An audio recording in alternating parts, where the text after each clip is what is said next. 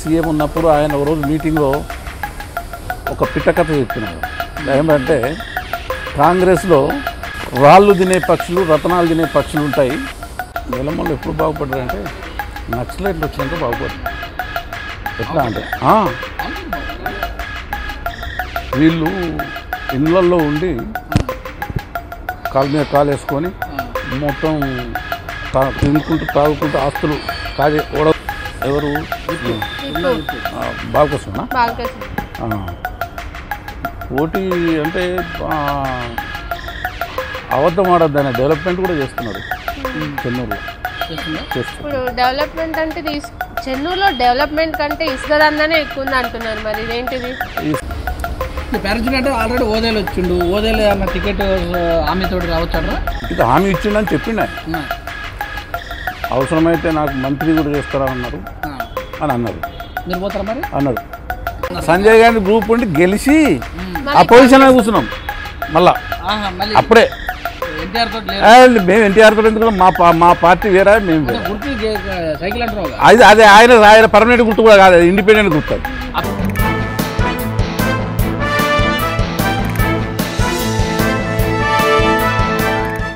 చెప్పండి ప్రవళిక గారు, ఇలా ప్రత్యేక పరిస్థితుల్లో మనం ఒక ఇంటర్వ్యూ చేయబోతున్నాం. సో సార్ పేరు సంజీవరావు గారు. సో ఎలా చెప్పబోతున్నారు ఆయన గురించి? సుదీర్ఘ రాజకీయ అనుభవం ఉన్న నేత, కాంగ్రెస్ కరుడుగట్టిన వారు, తెలంగాణ కోసం జట్టు కట్టిన నేతల్లో ఒకరు. వారెవరో గారు తుతుకు సంజీవరావు గారు ప్రస్తుతం మనతో ఉన్నారు. ఈరోజు ఒక ప్రత్యేక పరిస్థితుల గురించి ఆయనతో ముచ్చటిద్దాం. నమస్కారం సార్. నమస్కారం. ఎలా ఉన్నారు? బాగున్నాను. సో సార్, మిమ్మల్ని చూస్తే కాంగ్రెస్ కరుడు కట్టిన వారిలా ఉన్నారు. ఎన్ఎస్యుఐలోకి రావడానికి గల కారణం ఏంటి? ఇందిరాగాంధీ గారు ప్రధానమంత్రి ఉన్నప్పుడు గరీబీ హఠావో అని చెప్పిన ఒక నినాదంతో ఆమె ఎస్సీ ఎస్టీ బీసీలను అభివృద్ధి చేయాలనేటువంటి ఆలోచనతో ఆ కార్యక్రమాన్ని పెట్టినప్పుడు అప్పుడు నేను ఎన్ఎస్సీ నేషనల్ స్టూడెంట్స్ యూనియన్లో పనిచేస్తున్నాను. అప్పటి నుంచి ఉందా సార్ ఎన్ఎస్సీ? అవును.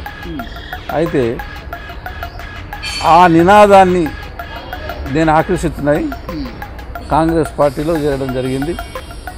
ఆ తర్వాత యూత్ కాంగ్రెస్లో వెంగళరావు గారు సీఎం ఉన్నప్పుడు హనుమంతరావు గారు యూత్ కాంగ్రెస్ ప్రెసిడెంట్ ఉండే. అప్పుడు నన్ను అంబర్పేట హనుమంతరావు ఆయన కమిటీలో ఆదిలాబాద్ డిస్టిక్ యూత్ కాంగ్రెస్ ప్రధాన కార్యదర్శిగా పనిచేశాను నేను. అప్పటి నుండి రాజకీయం మొదలైంది. తర్వాత వెంగళరావు గారు ఉన్నప్పుడే నేను కాంగ్రెస్ కమిటీ సేవాదళ్ ట్రైనింగ్ తీసుకున్నాను. గండిపేట్ గెస్ట్ హౌస్లో పెట్టారు. అప్పుడే ట్రైనింగ్ తీసుకున్నటువంటి వాడిని. అంటే మాకు ట్రైనింగ్ ఇచ్చినటువంటి వాళ్ళు అంతా సత్యనారాయణ, కృష్ణ అని చెప్పని గాంధీ భవన్ చనిపోయారు పాపం. ఆ సత్యనారాయణ ఇంకొక ఆయన అంబర్పేట హనుమంతరావు గారితో ఉండేది, ఆయన కూడా చనిపోయింది. అప్పటి నుండి ఈ కాంగ్రెస్లోనే ఉన్నాను. కానీ విచిత్రం ఏంటంటే మా కాన్స్టిట్యున్సీ చెన్నూరు కాన్స్టిట్యున్సీకి దానికి ఒక కథ ఉన్నది. ఏముందంటే రాజశేఖర్ రెడ్డి గారు సీఎం ఉన్నప్పుడు ఆయన ఒక రోజు మీటింగ్లో ఒక పిట్టకథ చెప్తున్నాడు. ఏమంటే కాంగ్రెస్లో రాళ్ళు తినే పక్షులు రతనాలు తినే పక్షులు ఉంటాయి, జాగ్రత్త అని చెప్పి మా యూత్ కాంగ్రెస్ వాళ్ళకి ఆయన స్పీచ్లో మాకు ఒక మంచి మాట సెలవిచ్చింది. ఆయన ఎందుకు అని అంటే అప్పుడు ఆంధ్రప్రదేశ్ ఉండే, ఉమ్మడి ఆంధ్రప్రదేశ్లో కొన్ని నియోజకవర్గాలు 294 నియోజకవర్గాలు ఉండే. అందులో కొన్ని నియోజకవర్గాలకు ఒక ప్రత్యేకత ఉందని చెప్పాడు. అందులో చెన్నూరు ఉంది. ఎట్లా అంటే ఈ రాళ్ళు తినే పక్షులు రతనాలు తినే పక్షులు అని ఎందుకన్నాడంటే, రాళ్ళు తినే పక్షులు అంటే నియోజకవర్గాలలో ఉండి పనిచేసుకునేటువంటి వాళ్ళు. ఈ రత్నాలు తినే పక్షులు అంటే గాంధీ భవన్ చుట్టే తిరుగుతారు అనమాట. ఎప్పుడు ఒక రత్నం దొరికితే ఆ గాంధీ భవన్ టక్ మన నోట్లు వేసుకుంటారు. చెన్నూరు కూడా ఒక రత్నం అది. అట్లా మీరు చూడండి, చరిత్ర తీసుకుంటూ వస్తే అంత నాన్ లోకల్ లీడర్లే. హైదరాబాద్ నుంచే, బయట నుండి ఎక్కడితో కాదు, పారాచూట్. నేనేమో కమిటీలు వేస్తున్నా, అక్కడ ఉన్నదానికి నేనే ఇన్ఛార్జిని, సభ్యత్వం నేనే చేపిస్తా, డబ్బులు నేనే కడతా, మీటింగ్లు నేనే పెట్టిస్తా, మీటింగ్లో జనాన్ని తీసుకొస్తా. కానీ తీరా టికెట్ వచ్చే వరకు హైదరాబాద్ నుంచి ఒక మనిషి డంప్ అవుతాడు అక్కడికి. అది రాజశేఖర రెడ్డి గారు చెప్పినట్లు అక్షరాల నిజం. అది అట్లా జరుగుతూ ఉంటుంది. అది చెన్నూరు కథ. మీరు చూడండి, Venkatesh Netha non local, Balka Suman non local, తర్వాత Vinod non local, first local MLA నేను చెన్నూరు. మొత్తం ఇప్పుడు జరిగిన దాంట్లో నేను, నా తర్వాత మళ్ళా బోడ జనార్దన్ అయిన నాతో స్టార్ట్ అయింది లోకల్, తర్వాత ఓదెలు కూడా లోకల్. ఆ తర్వాత మళ్ళీ ఇప్పుడు పరిస్థితి ఏందో తెలియదు కానీ ఓదెలైతే వచ్చిండు. ఒకవేళ పరిస్థితుల్లోకి వెళ్ళే ముందు మరి ఇప్పుడు మీకు హనుమంతరావు గారికి ఒక శిష్యులాగా కొనసాగుతున్నారు మీరు హనుమంతరావు గారితో. అసలు ఈ అనుబంధం అనేది ఎలా ఏర్పడింది? అది అప్పుడు ఆయన ఏదైనా విషయం ఉంటే ముక్కుసూటిగా చెప్పేటప్పుడు మనస్తత్వం ఆయన. అందుకని ఆయనది దాసుకోడు, అందుకే నచ్చింది ఆయనది. ఆయన అంటే నాకు ఇష్టం. ఎన్ఎస్యుఐ నుంచి మరి కాంగ్రెస్లోకి రావడానికి కారణం ఏంటంటారు? అది అనుబంధ సంస్థే ఎన్ఎస్యుఐ కాంగ్రెస్కు. అప్పుడేమో అప్పుడు ఎన్ఎస్యు అంటే నేషనల్ స్టూడెంట్స్ యూనియన్ కాంగ్రెస్, అది స్టూడెంట్స్ ఆర్గనైజేషను, తర్వాత యూత్ కాంగ్రెస్ ఆర్గనైజేషను, తర్వాత కాంగ్రెస్ ఆర్గనైజేషన్ అట్లనే కంటిన్యూ అవ్వకుండా వస్తున్నది. మన అప్పుడు యూత్ కాంగ్రెస్కు హనుమంతరావు ఉంది. అట్లా ఆయన యూత్ అధ్యక్షుడు ఆంధ్రప్రదేశ్. ఇప్పుడు మీరు ఆ తర్వాత మున్సిపల్ చైర్మన్ గా చేశారు. మీరు మున్సిపల్ చైర్మన్ గా ఉన్నప్పుడు మీ ప్రభావం అనేది ఎలా ఉండేది అక్కడ? నేను మున్సిపల్ చైర్మన్ చేసినప్పుడు మెయిన్ రోడ్ ఏదైతే చంద్రాపూర్ మహారాష్ట్ర పోయే రోడ్ స్ట్రీట్ లైట్ కూడా లేకుండా, దగ్గర హైదరాబాద్ కన్నా దగ్గర. అయితే నేను ప్రత్యేకంగా అప్పుడు సంబాని చంద్రశేఖర్ విద్యుత్ శాఖ మంత్రి ఉండే, ఆయనతో మాట్లాడి ఒక సబ్ స్టేషన్ ఏర్పాటు చేసి సెంట్రల్ లైటింగ్ సిస్టమ్ చేయించిన మందమర్లో. ఈ మెయిన్ రోడే సెంట్రల్లో కాంగ్రెస్ ఉండేదా? కాంగ్రెస్ ఉండే. ఆ తర్వాత ఆ సబ్ స్టేషన్ కరెంటే కాకుండా చుట్టుపక్కల మా మందమరి మున్సిపాలిటీలో లోపల ఉన్నటువంటి గ్రామాలకు కూడా కరెంట్ నేను ఇనాగ్రేషన్ చేసిన. అంటే లైక్ చతులాపూర్ ఒక ఉన్నది, ఎర్రగుంటపల్లె ఉన్నది, ఆ తర్వాత నార్లాపూర్ ఉన్నది. ఇవన్నిటికీ అప్పుడు నీళ్ళ కరువు కూడా వస్తే ఒక 150 బోర్వెల్ వేయించిన మొత్తం. అప్పుడు ఇప్పుడున్న ఈ డబ్బులు అప్పుడు డబ్బులు ఎక్కడికి లేదు. అంత పని చేసి పేరు ఎట్లా తెచ్చుకోవాలనేటువంటిది ఆశ తప్ప డబ్బులు సంపాదించుకోవాలనేటువంటి ఆశ చాలా తక్కువ ఉండేది వాళ్ళకి. అది అటువంటి పరిస్థితి. మీరు ఏ పరిస్థితులలో చైర్మన్ కాగలిగారు? పరిస్థితి ఏం కాదు. మా కాంగ్రెస్ గవర్నమెంట్ విజయభాస్కర్ రెడ్డి అది మున్సిపల్ చైర్మన్ అంటే నామినేటెడే, ఎలక్షన్ది కాదు. నోటిఫైడ్ ఏరియా కమిటీ అంటారు దాన్ని. ఇండస్ట్రియల్ ఏరియా ఉన్న దగ్గర అది వేస్తారు. అది నన్ను వేసి ఆ గవర్నమెంట్ ఆఫీసర్లు, పోలీస్ ఆఫీసర్లు మెంబర్లు చేసి నన్ను చైర్మన్ చేసి ఆయన. సో మీరు ఆ తర్వాత ఎమ్మెల్యే అయిన పరిస్థితులు కూడా చాలా విచిత్రంగా ఉన్నాయి. అప్పుడు మీరు సంజయ్ గాంధీ గ్రూప్ అనుకుంటా. మేము మా కాంగ్రెస్ పార్టీలో మేనకా గాంధీ పెట్టినటువంటి పార్టీతోటి ఎన్టీ రామారావుతో అలయన్స్ చేసుకొని 5 నిలబడి 4 గెలిచినాం మేము. అలయన్స్ అట్లయితే గెలిచినాం. లేకపోతే మేమే గెలుస్తాం. గాలిలో గెలిచాం. గుర్తు కూడా ఆయన గుర్తే, సైకిల్ గుర్తే.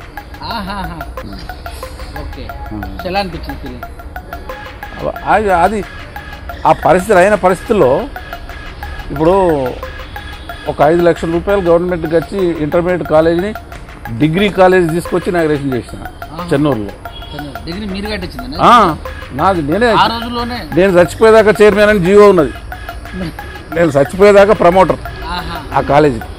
Mister Sanjay Rao MLA is the promoter, life long promoter of the degree college Chennur అని. అంటే అప్పుడు 5 lakhs ఇచ్చింది ఈ కాలేజ్కి.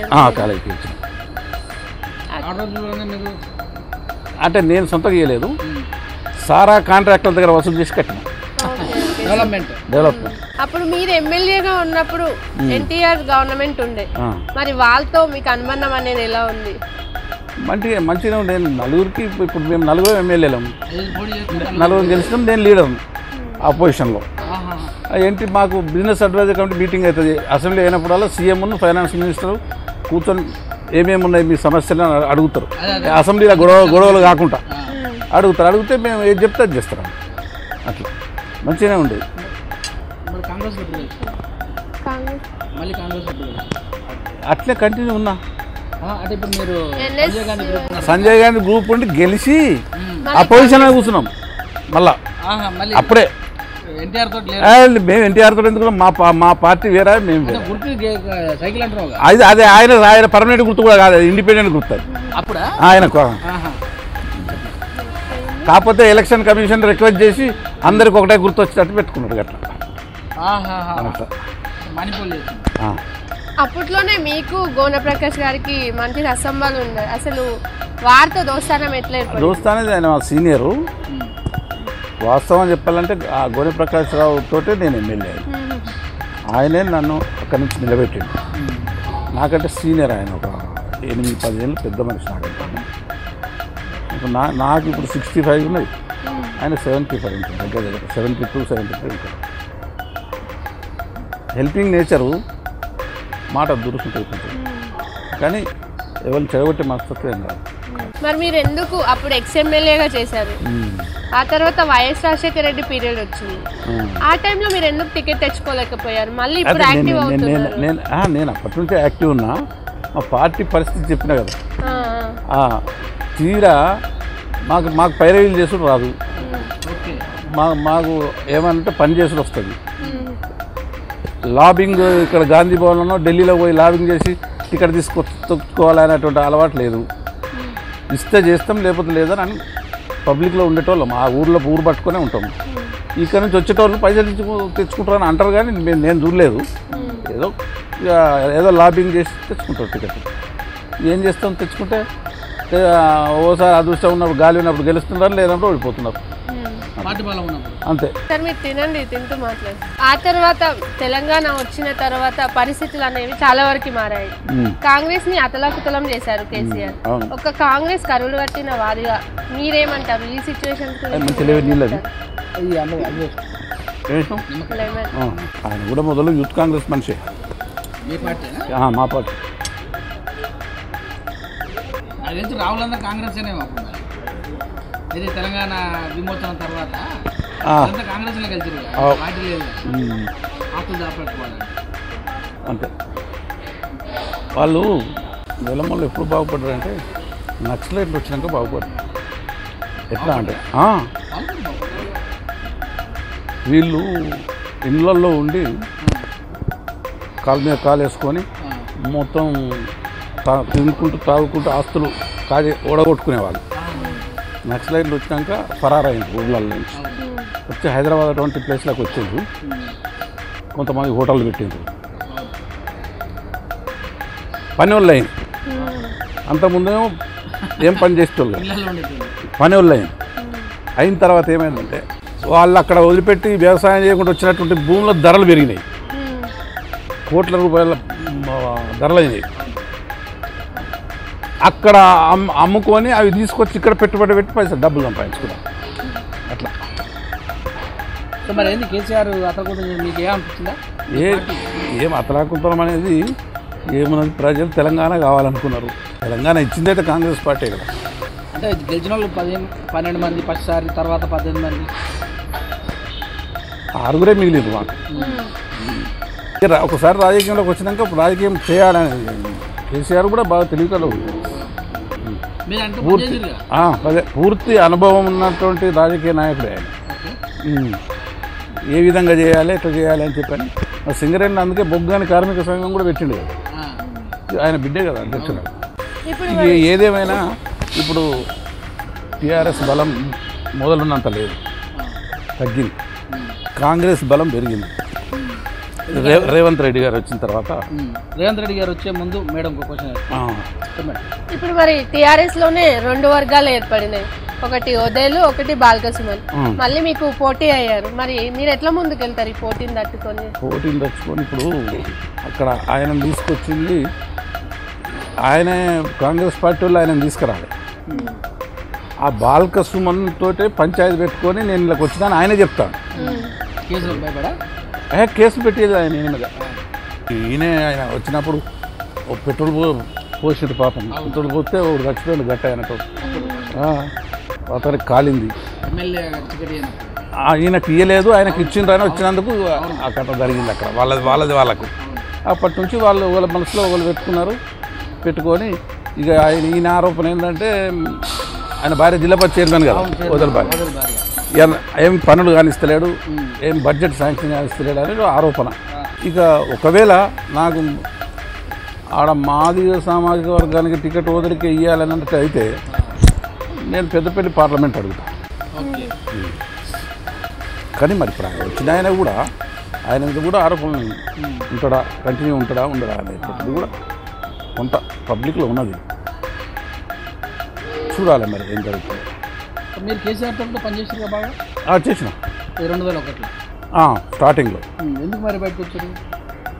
అది వన్ మ్యాన్ షో ఉంది, కొంచెం వన్ మ్యాన్ షో ఉంటుంది. ఎన్ని రోజులు చేశారు?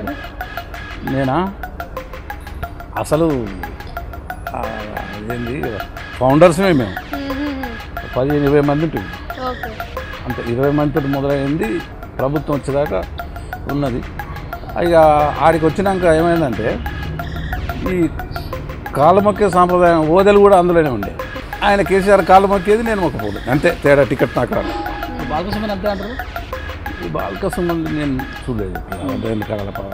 ఇప్పుడు మరి టీఆర్ఎస్ అంటే తెలంగాణ ఉద్యమంతో సెంటిమెంట్తో పోతున్నారు. మరి మీరు కూడా తెలంగాణ ఉద్యమంలో కీలక పాత్ర పోషించారు కదా అప్పట్లో. అవును, పోషించినాను కానీ ఇప్పుడు నేను చూసినా కదా, ఇప్పుడు అందులోనే క్యాండిడేట్లు ఎక్కువైపోయింది, నిండిపోయింది. ఇప్పటికే బయటకు వచ్చింది ఇప్పుడు ఆయన. సో ఆయన బయటకు వచ్చిండు, ఓకే. అలా దాంట్లో గ్రూప్ రాజకీయాలు. ఇప్పుడు మీ పరిస్థితి ఆగమవుతుంది కదా? నా పరిస్థితి ఆగం కనుక అయితే నాకేం అభ్యంతరం లేదు. టికెట్ ఆయనకి ఇస్తే ఆయన ఎమ్మెల్యే కానీ నాకు ఎమ్మెల్యే టికెట్ ఇచ్చినా ఇవ్వపోయినా నేను ఉంటా. మా కాంగ్రెస్ గవర్నమెంట్ వచ్చినాక రేవంత్ రెడ్డిని ఏదైనా పోస్టాడుతుంది. ఓకే. ఇప్పుడు మంత్రి అవుతానని అనుకున్న వ్యక్తే మళ్ళీ ఎమ్మెల్యేగా కూడా పోటీ చేస్తా అంటున్నారు. మరి మీరు ఈ పోటీని తట్టుకుంటారా? ఒకవేళ ఎవరు? బాలకృష్ణ పోటీ అంటే అబద్ధం ఆడద్దు, ఆయన డెవలప్మెంట్ కూడా చేస్తున్నాడు చెన్నూరులో. ఇప్పుడు డెవలప్మెంట్ అంటే చెన్నూరులో డెవలప్మెంట్ కంటే ఇసుక దందానే ఎక్కువ ఉంది అంటున్నారు. మరి ఇదేంటిది? ఇసుక కూడా బబ్బర్చెలక అనే దగ్గర గోదావరి ఉన్నది. ఆ గోదావరి నుంచి ఇసుక లారీ అయితే నడుస్తున్నాయి, కానీ ఆ ఇసుక లారీలు డంపర్లతో నింపి నడుస్తున్నాయి. 200-300 లారీలు పోతున్నాయి రోజు. దాని వెనుక ఎవరున్నారు ఏంటిది అనేది మనకు పూర్తిగా తెలియదు, సమాచారం లేదు. భారీగా నడుస్తుందా? అవినీతి ఏమైనా ఉందంటారా? అంత అవినీతిమయమే అంటున్నారు. అంటే ప్రభుత్వ అధికారులు కానీ ప్రభుత్వ పెద్దల అండదండలు ఉన్నాయంటారా? 100% ఉన్నాయని అనుకుంటున్నారు. పేర్లు నేను చెప్పదలుచుకోలేదు, కానీ కాలంలో అడిగిన వాళ్ళని తొక్కిరని కూడా అంటారు. అది నాకు తెలియదు. ఇక ఇప్పుడు ఏదో కేసులు బాలకృష్ణ కేసులు పెట్టించున్నాను అని చెప్పని అంటున్నారు, కానీ ఇక నాకైతే తెలియదు. నాకైతే పెట్టించిన దాఖలాలు అయితే లేవు. ఇప్పుడు ప్రశ్నించే వాళ్ళపై చాలా మందిపై కేసులు పెట్టారు అంటున్నారు. మరి మీ వరకు ఏమైనా వచ్చినాయా? లేదు, మా కాంగ్రెస్ వాళ్ళ మీద అయితే ఒక్క కేసు కూడా పెట్టలేదండి ఆయన. మీరు ప్రశ్నిస్తలేరా? అదైతే వాస్తవం. ఎందుకు ప్రశ్నించడం అంటే ఇక పంచాయతీ పెట్టుకునే మనస్తత్వం అది కాదు. మరి మా జోలికి అయితే ఇప్పుడు రాలేదు. మరి ఇప్పుడు ఆపోజిషన్ పార్టీలో ఉన్న ఒక రాజకీయ నాయకుడిగా ఎందుకు ప్రశ్నించట్లేదు? మీరు ప్రశ్నించడము తప్పకుండా ప్రశ్నించాల్సిందే. ప్రశ్నించేటువంటి కాడికి అంటే పెద్ద పెద్ద స్కామ్ అది. రోజుకు 200-300 లారీలు అంటే చిన్న స్కామ్ కాదు, చాలా పెద్దది. దాని మీద మేము మొన్న మన బాల వికాస్లో పెద్ద గొడవ చేసిన. నేను ఆ శిక్షణ శిబిరాలు బాగా పెద్ద గొడవ చేసిన దీని మీద, ఇసుక దాని మీద చేసిన. అది కూడా రిపోర్ట్ రాసి ఢిల్లీకి పంపుతామని చెప్పని అన్నాడు శ్రీధర్ బాబు. ఇప్పుడు గతంలో కాంగ్రెస్లో ఉత్తమ్ ఉండే, ఇప్పుడు రేవంత్ వచ్చారు. మరి రేవంత్ వచ్చాక కాంగ్రెస్లో గాలులు బలంగా వీస్తున్నాయి అంటారు. మరి ఎలా ముందుకెళ్తారు? మార్పు అయితే వచ్చింది. మార్పు ఇంతకు ముందు కంటే ఇప్పుడు రేవంత్ వచ్చిన తర్వాత కాంగ్రెస్లో మార్పు వచ్చింది. ఇంకా మార్పు తీసుకురావాల్సిన అవసరం ఉన్నది. ఆయనకు మళ్ళా సీనియర్ల పంచాయతీ కూడా ఉన్నది. ఆ పంచాయతీని నిలదొక్కుంటూ నడుస్తున్నాడు ప్రస్తుతానికైతే. ఇబ్బంది ఏం లేదు. సీనియర్లకు ఢిల్లీ నుంచి కూడా వాళ్ళు మీరు అనవసరంగా జోక్యం చేసుకోవద్దు దేనిలో అటువంటి చెప్పినట్టు కూడా తెలిసింది మాకు. డిక్లరేషన్లో రాహుల్ గాంధీ చెప్పాడు డైరెక్ట్, ఉండే వాళ్ళు ఉండండి, పోయే వాళ్ళు ఉండండి. అవును, అది ఆ మందు పనిచేస్తుందా? చేస్తుంది బాగా పనిచేస్తుంది. ఇప్పుడు కోవట్లు కూడా ఏమన్నా ఏ కోవర్టు అన్ని పార్టీలలో ఉంటాయి. అంటే కాంగ్రెస్లో ఎక్కువగా అంటే మా కాంగ్రెస్లో ప్రజాస్వామ్యం కూడా ఎక్కువే కదా. ఇష్టం ఉన్నట్టు మాట్లాడుతారు, ఇష్టం వచ్చినట్టు మాట్లాడు కాదు, ఇష్టం వచ్చినట్టు కొట్టుకుంటారు, ఇష్టం అవని మీద కూడా.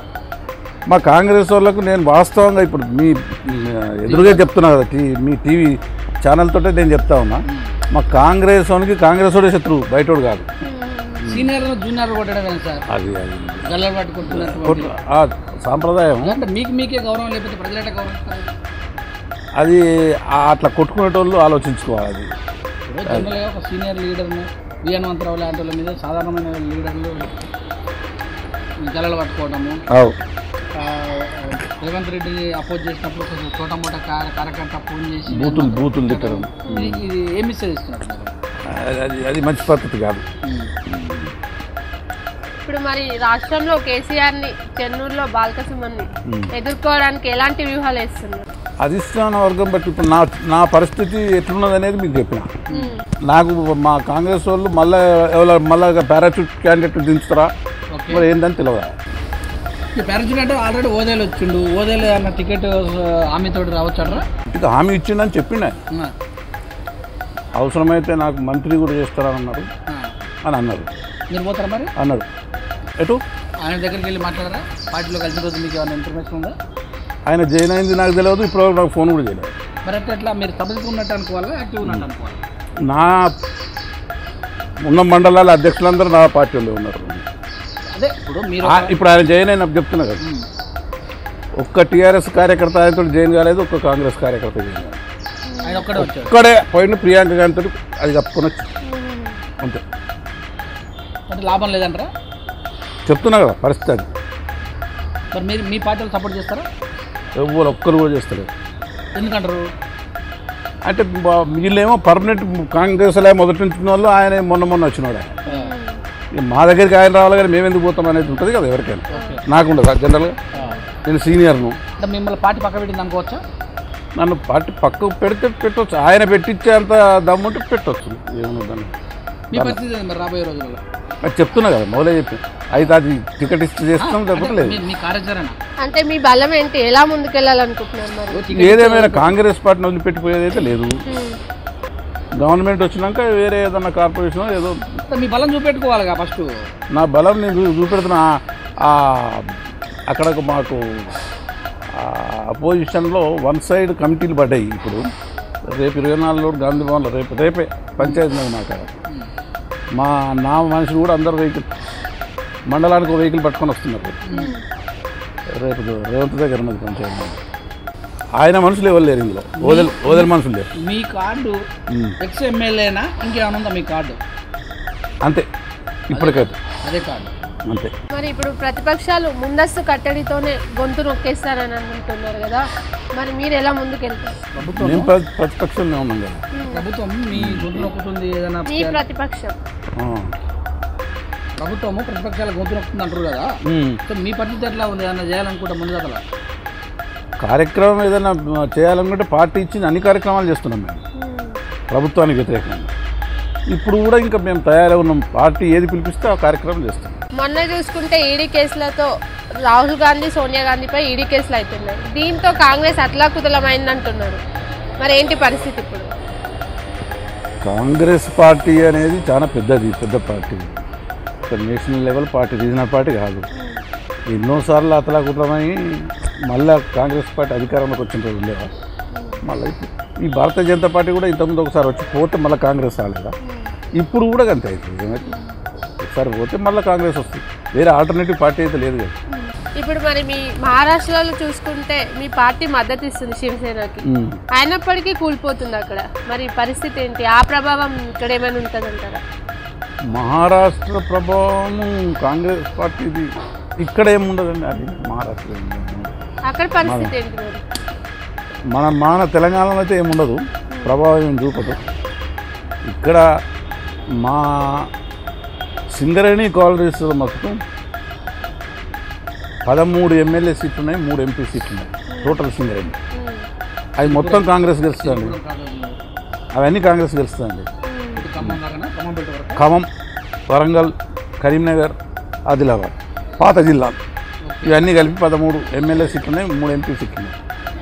ఇవన్నీ కూడా కాంగ్రెస్ గెలిచే అవకాశం ఉన్నది ఇప్పుడే. మరి నేను పని ఎక్కువ చేస్తా అని మీరు అంటున్నారు కదా, మరి మీరు ఎమ్మెల్యేగా ఉన్నప్పుడు ఏం చేశారు? ఇప్పుడు ఓటు ఎందుకు వేయాలి అంటే ఏం చెప్తారు? ఎమ్మెల్యేగా ఉన్నప్పుడు నేను చెప్పి కదా, ఇప్పుడు డిగ్రీ కాలేజీ పెట్టించిన. మా మా మందమారి మున్సిపల్ నుండి ఆవిడమైన గ్రామం 17 కిలోమీటర్ల రోడ్డు. అప్పుడు బండ్ల బాట ఉండే, బండ్లు అంటే ఎడ్ల బండ్ల బాట ఉండే. రోడ్ ఫార్మేషనే నేను చేసి ఇప్పుడు బీటీ అయింది. అది తర్వాత ఒక చెన్నూరు మన కోటపల్లి అనే ఒక మండలం నుంచి వేమేనపల్లి మండలం దాకా 21 కిలోమీటర్లు సేమ్ ఇదే బండ్ల బాటే ఉండే. దాన్ని కూడా ఫార్మేషన్ చేసి ఇప్పుడు బీటీ రోడ్ అయింది. అది ఇట్లా అప్పుడు నాతో చేతనైనా నేను చేసిన. అక్కడ ఒక పొన్నారం అనే గ్రామంలో ఒక ఎస్సీ హాస్టల్ శాంక్షన్ చేయించాను. భీమారావు అనే మండలంలో బీసీ హాస్టల్ బిల్డింగ్ శాంక్షన్ చేసి ఇనాగ్రేషన్ చేసిన. అప్పుడు అంతా పనుల కొరకే. తర్వాత పేర్లు కూడా చెప్తాను నేను. ఎర్రగుంటపల్లె, చిత్తడాపూర్, నార్లాపూర్, కాన్పూర్, తర్వాత కరెంట్ ఇనాగ్రేషన్ చేసిన నేనే. సబ్స్టేషన్ అక్కడ సబ్స్టేషన్ ఉంది. బ్యాంకులు ఇనాగ్రేషన్ చేసిన, గ్రామీణ బ్యాంకులు ఒక 5 మండలానికి ఒక్కటి. మీరు డెవలప్ చేసి అంటారు, ఇప్పుడున్న ఎమ్మెల్యే కూడా డెవలప్ చేసి అంటారు. ఇప్పుడున్న ఎమ్మెల్యే కూడా అప్పటికంటే ఎక్కువనే డెవలప్ చేస్తున్నాను నేను. అంటే డెవలప్మెంట్ ఓసారి డెవలప్మెంట్ చేస్తే ఎమ్మెల్యే గారు ఒక శాస్త్రం చెప్పనా, ప్రజలకు చేసిన సేవ గోడకు వేసిన సున్నం రెండు ఒకటేనా, తిరిగి వాపసు రావాట అని కొంత కనపడుతున్నది అక్కడ. ఇప్పుడు అంత ఎందుకు, మా చెన్నూరు నుంచి ఎమ్మెల్యే చేసి మినిస్టర్ చేసి వెంకటస్వామి కొడుకు వినోద్ 1500 కోట్ల వరకు చేయించి ఒక పవర్ ప్లాంట్ పెట్టించింది సింగరేణితో. ఓడిపోయాడు, జనార్దన్ చేతిలో ఓడిపోయాడు.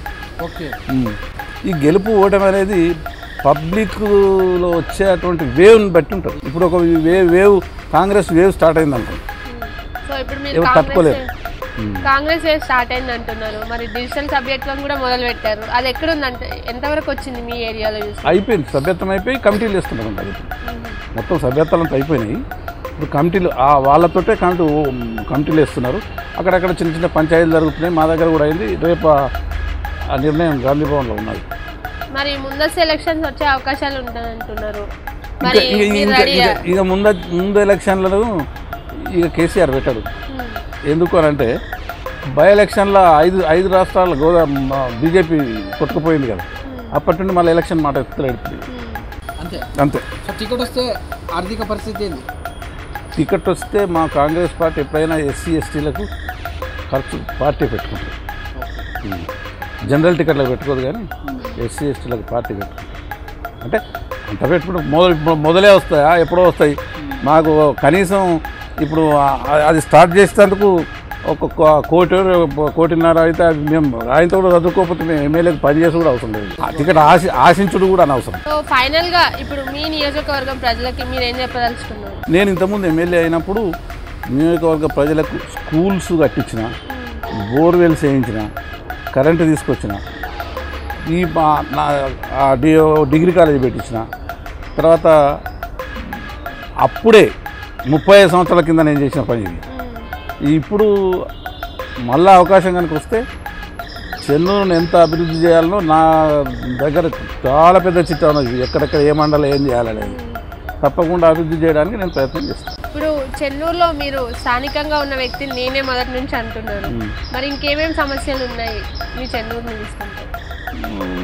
సమస్యలు అంటే చాలా సమస్యలు ఉంటాయి, కానీ ఇక ప్రధానంగా ఏమున్నాయి, వాటిని ఎలా ముందు తీసుకెళ్తారు? మా దగ్గర ఎక్కువ శాతం బొగ్గు గనులు ఉన్నాయి. ఇక ఉద్యోగాలు చేసుకొని నెలకు 1-2 లక్షల జీతం కంటే తక్కువ ఉండదు. వాళ్ళకి మైన్స్ లోపల వేసుకోవాలి కదా. దిగి ఎక్కినందుకు 15 నుంచి 20 వేలు అలవెన్స్. ఒట్టిగానే దిగి లోపలికి 4 కిలోమీటర్లు పోయి 4 కిలోమీటర్లు వచ్చినాను అంటే ఇక అండర్ గ్రౌండ్ మైన్స్కి ఎట్లయినా పేమెంట్స్ ఎక్కువ ఉంటాయి.